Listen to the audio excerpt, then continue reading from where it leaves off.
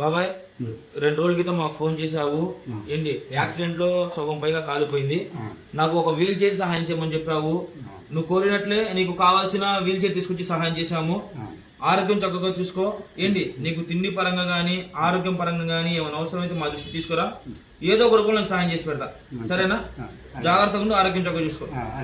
నీకు ఎవరైతే సహాయం చేశారో వాళ్ళు చల్లగా ఉండాలని దీవించు. సరే బాబాయ్, జాగ్రత్తగా ఉండు, ఆరోగ్యం చక్కగా చూసుకో.